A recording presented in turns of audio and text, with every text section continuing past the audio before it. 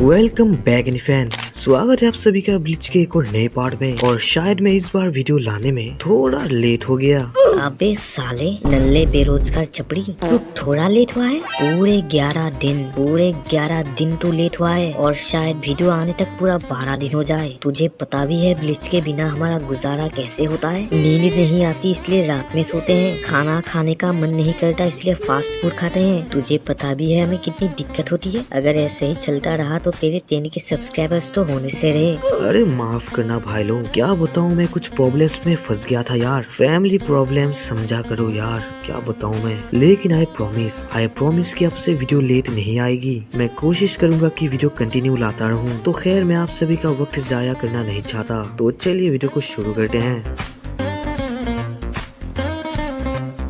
और अब केनपाची ने इचिको की जान बचा ली थी और केनपाची को देखकर ही नोइतोरा उसकी पावर का अंदाजा लगा लेता है कि जरूर केनपाची कोई एरा गहरा बंदा तो नहीं है। और तभी टेस्ला केनपाची से पूछता है कि आखिर वो कौन है और वो यहाँ पर कैसे टपका। लेकिन केनपाची इस पर कोई भी जवाब नहीं देता, जो देखकर टेस्ला काफी ज्यादा भड़क जाता है, उसके ऊपर अटैक कर देता है। ये देखकर नोइतोरा उसे चिल्ला के ऐसा करने के लिए मना करता है। लेकिन अफसोस अब तक काफी देर हो चुकी थी, क्योंकि बीस्ट केनपाची एक ही में टेस्ला को 2 हिस्सों में काट देता है, जिससे उसकी धज्जा उड़ जाती है। और इचिको तो ये देखकर शौक में पड़ चुका था, क्योंकि केनपाची ने इतनी आसानी से ही टेस्ला को टपका दिया। और अब केनपाची नोइतोरा को टपकाने के लिए रेडी होता है। लेकिन तभी इचिको उससे पूछता है कि आखिर केनपाची यहाँ पर क्यों आया, क्योंकि सोल सोसाइटी ने तो इचिको की मदद करने के लिए इनकार कर दिया था। लेकिन केनपाची इसका जवाब ना देते हुए इचिको को एक जोरदार किक मार देता है, जिससे इचिको काफी ज्यादा भड़क गया था। लेकिन वो फिर से उससे यही सवाल पूछता है कि वो यहाँ पर क्यों आया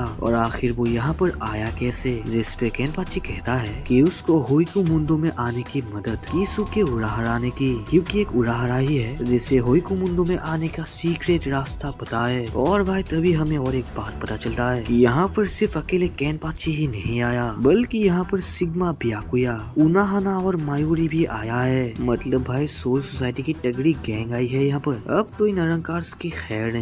बाय द वे ब्याकुया का सामना होता है उसी एस्पारा से जो रुकिया को खत्म करने ही वाला था, और इसका नाम था जोमारी। खैर मैं इसका एक निक नेम रख लेता हूँ, तो इसका निक नेम होगा टकलो, क्योंकि मुझे ये सब नाम याद रखने में आसानी होती है, समझा करो। और टकलो को देखकर ब्याकुया भी काफी ज्यादा सीरियस था, और टकलो जो ब्याकुया के बैड एज रूप को देखकर ही समझ गया था कि जरूर ब्याकुया एक कैप्टन है। और इस तरफ मायूरी का सामना होता है जाइला पोरो से, और जाइला जो मायूरी को याद देखकर काफी कंफ्यूज था कि आखिर ये नया बंदा यहाँ पर कैसे टपक पड़ा। और भाई आप लोग इस बात पर ध्यान दे रहे हो, क्या कोइंसिडेंट है ये दोनों ही पागल साइंटिस्ट एक दूसरे से लड़ेंगे। खैर लोहे को तो लोहा ही काट सकता है। और इस तरफ उनाहाना और इसाने का सामना उन्हीं एक्सक्यूअस की टीम से हो जाती है, जो सादो और जोपर बाबा को टपकाने आए थे। खैर इनकी बैटल्स को हम बाद में कवर करेंगे। पहले केनपाची और नोइतोरा की तरफ बढ़ते हैं, जहाँ ये दोनों लड़ाकू लड़ना शुरू कर देते हैं, जिसमें ये दोनों ही अपने फिजिकल अटैक्स का इस्तेमाल कर रहे हैं। और ये दोनों ही काफी ज्यादा जबरदस्त थे। और केनपाची को ऐसे लड़ता हुआ देख इचिको से कहता है कि केनपाची लड़ाई में ढीला मत दे, नोइतोरा काफी ज्यादा स्ट्रॉन्ग है और केनपाची उससे अकेले नहीं लड़ पाएगा ऐसे। लेकिन केनपाची उसकी बातों को सुनकर उसके ऊपर हंसने लगता है, जो देखकर इचिको काफी ज्यादा भड़क गया था। लेकिन तभी याशिरो आके उसे बुरी तरीके से कूटने लगती है, क्योंकि इचिको केनपाची को डिस्टर्ब कर रहा है। केनपाची को इस लड़ाई में काफी ज्यादा मजा आ रहा था, और याशिरो की ये बात सुनकर इचिको भी केनपाची के ऊपर गौर करता है, जहाँ सच में केनपाची लड़ते हुए काफी ज्यादा खुश लग रहा था, जैसे उसे इस लड़ाई में काफी ज्यादा मजा आ रहा हो। और याशिरो जो केनपाची को चीयर अप करने लगती है, जो देखकर केनपाची भी उसकी बातों पर रिएक्ट करता है। तो ये देखकर नोइतोरा और ज्यादा गुस्सा हो गया था, क्योंकि उसके हिसाब से केनपाची उसका मजाक उड़ा रहा है, क्योंकि वो लड़ाई पर फोकस ही नहीं कर रहा। तो तभी वो केनपाची से कहता है कि केनपाची को इस लड़ाई में काफी मजा आ रहा है ना, लेकिन इसके बाद वो मजाक करना भूल जाएगा, क्योंकि ये लड़ाई उसकी आखिरी लड़ाई होगी। और फिर वो केनपाची से उसका नाम पूछता है, जिसपे केनपाची अपना इंट्रोडक्शन दे देता है कि वो 11 स्क्वाड का कैप्टन है, केनपाची जाराकी। और नोइतोरा भी अपना इंट्रोडक्शन देता है कि वो एस्पारा नंबर 5 है, नोइतोरा गिल्गा।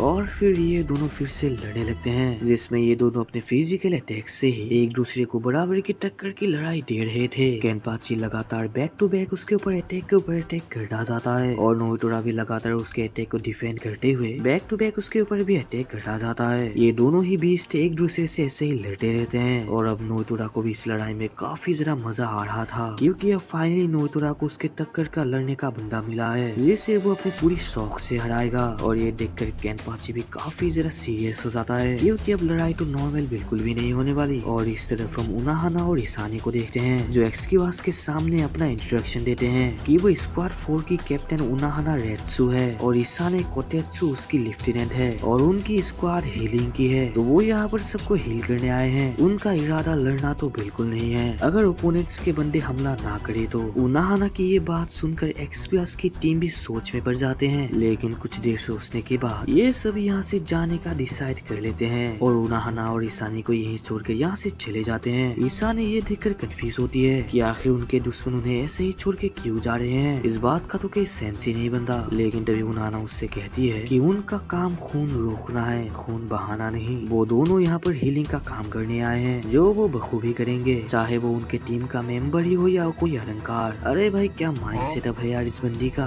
कोई भला अपने दुश्मन को क्यों हील करेगा यार। खैर छोड़ो, एनीमे में यही है तो मुझे एक्सप्लेन तो करना ही पड़ेगा। बाय द वे इस तरफ मायूरी को यहाँ देखकर जायला उससे पूछता है कि आखिर वो कौन है। रेस पे मायूरी उससे कहता है नाम जानकर क्या करोगे, हम तो पैदाइशी बदनाम हैं। और ऊपर से मायूरी का खुशी का ठिकाना नहीं रहता क्योंकि उसके सामने एक एस्परा खड़ा है और होइकु मुंडो तो उसके लिए एक खजाना है। क्या सभी साइंटिस्ट ऐसे ही पागल होते हैं यार? इसका जवाब मुझे कमेंट में देना। और जायला मायूरी की ऐसी बिहेवियर देखकर हैरान होता है कि आखिर ये बंदा करना क्या चाहता है और कहना क्या चाहता है। और रेंजी और इचिदा को तो ये सपना जैसा ही लग रहा था क्योंकि एक असंभव कांड जो हो चुका है यहाँ पर। उन्होंने तो ये सोचा भी नहीं था कि एक बिन बुलाया मेहमान यहाँ पर टपक पड़ेगा। तो इचिदा उससे हैरानी से पूछता है कि आखिर मायूरी यहाँ पर कैसे आया। लेकिन मायूरी बहुत याद दिलाने की कोशिश करता है क्योंकि वो इचिदा को भूल गया था। वाह क्या नाटक है। नाटक तो करेगा ही क्योंकि इचिदा ने उसे पेला जो था। और मायूरी की ये हरकत देखकर इचिदा भी भड़क गया था क्योंकि वो साफ तौर से इचिदा की बेइज्जती कर रहा है। और तभी यहाँ पर पत्थरों को छेड़ते हुए पैसे और दोनों अपनी सुपर एंट्री मार रहे हैं जिनकी घटिया एंट्री देखकर रेंजी और इचिदा शॉक में पड़ गए थे कि आखिर ये दोनों इतना मार खाने के बाद भी इतनी एनर्जी में कैसे हैं। और तभी जायला मायूरी से कहता है कि वो उसका नाम नहीं पूछेगा क्योंकि अब मायूरी उसके हाथों से बुरी तरीके से मरने वाला है। लेकिन इसमें मायूरी कहता है कि जायला जैसा सोच रहा है वो तो बिल्कुल भी नहीं होने वाला और मायूरी को जायला का नाम जानना है क्योंकि जायला को मारने के बाद वो उसका नाम अपने लिस्ट पर लिखेगा। और मायूरी की ये बात सुनकर जायला उसके ऊपर हंसने लगता है क्योंकि उसे ये सब बकवास लग रहा था। लेकिन वो इस लड़ाई को ज्यादा देर तक खींचना नहीं चाहता तो वो अपने टेंटिकल्स से सीधे मायूरी के ऊपर अटैक कर देता है जो देखकर रेंजी और इचिदा घबरा गए थे क्योंकि अब मायूरी के साथ भी सेम ऐसा ही होगा जैसा उन दोनों के साथ हुआ था।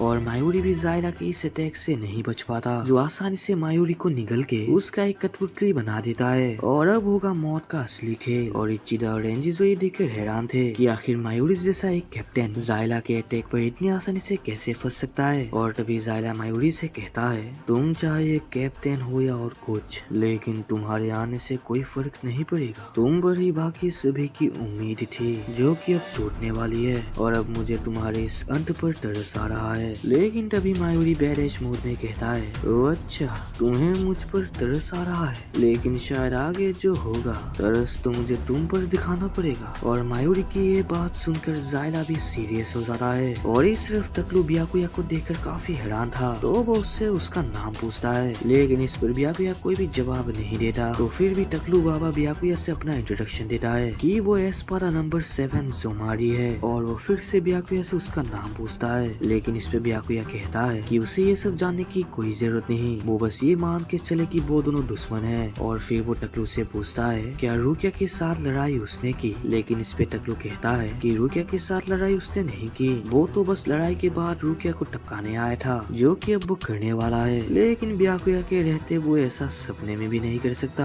ये बात अब तक इस बंदे को नहीं पता कि इसका सामना आखिर किस तोप के साथ हुआ है। और तभी टकलू बियाकुया से कहता है कि अगर बियाकुया उस घायल लड़की को बचाने की कोशिश करना चाहता है तो वो ऐसा ना करे क्योंकि उसका कोई फायदा नहीं है। वो लड़की यानी रुकिया जरूर मरेगी। लेकिन इस पे बियाकुया एक ही बात बोलता है कि जो होगा आगे देखा जाएगा। और भाई वो लिटरली एक ही सेकंड में टकलू के पीछे आ जाता है और अटैक करने के लिए रेडी होता है। लेकिन भाई ये टकलू भी कम नहीं था यार, जो पलक झपकते ही बियाकुया के पीछे ही आ जाता है। लेकिन बियाकुया अटैक करने से पहले ही वहाँ से हट गया था। और तभी हम देखते हैं इस टकलू का एक क्लोज क्लोन बन चुका था भाई, मतलब ये बंदा अपना क्लोन्स बना सकता है। और फिर टकलू ब्याकुया से कहता है कि पूरे एस्पारास में से उसकी जान पट्टू ही सबसे ज्यादा तेज है और उसने अपने जान पट्टू को थोड़ा मॉडिफाई कर लिया जिससे वो अपना क्लोन बना सकता है। लेकिन ये बंदा अपने इस बात को क्लियर ही नहीं कर पाता क्योंकि ब्याकुया एक ही झटके में उसके दोनों क्लोन को ही टपका देता है। और ब्याकुया जानता था कि इनमें से एक भी बॉडी असली नहीं है, असली वाला कहीं और है। लेकिन डेबियो अचानक से अपने 5 क्लोन से ब्याकुया को अटैक कर देता है जिसपे ब्याकुया को बचने का मौका नहीं मिलता। अलविदा कैप्टन, जिसका मैं नाम भी नहीं जानता। तुम्हारे हारने का वजह है सिर्फ तुम्हारा घमंड, इतना घमंड कि अपना नाम भी नहीं बताया। और ये बंदा ये बात बोलकर ही शॉक पे पड़ गया था क्योंकि भाई ब्याकुया उसके चंगुल से इजीली निकल गया था यार, जिसकी से भनक तक नहीं लगती। असलियत में ब्याकुया ने टकलू के चंगुल से बचने के लिए एक ऐसे टेक्निक का इस्तेमाल किया जो कि उसने योरोइची से सीखा था और उसने ये सोचा भी नहीं था कि उसे इस टेक्निक की जरूरत पड़ेगी। और टकलू भी ब्याकुया को ऐसे देखकर हैरान था क्योंकि उसके अटैक के बावजूद भी ब्याकुया का एक बाल भी बाका नहीं हुआ। और तभी ब्याकुया उससे कहता है, घमंडी मैं नहीं तुम हो एस्पारा, लेकिन घबराओ मत, तुम्हारे हारने की वजह घमंड नहीं होगी, वो होगी हम दोनों की ताकत का फर्क। और ये बोलकर ब्याकुया अटैक करने के लिए रेडी होता है। तो ब्लीच का ये कमाल का पार्ट यहीं पर खत्म होता है। बाय द वे, अगर आप लोगों को ये पार्ट पसंद आया तो प्लीज वीडियो को एक लाइक कर देना और कमेंट में अपना रिव्यू जरूर बताना और चैनल को सब्सक्राइब करना तो भूलना ही मत। मिलते हैं अगले एक और नई वीडियो में, तब तक के लिए बाय।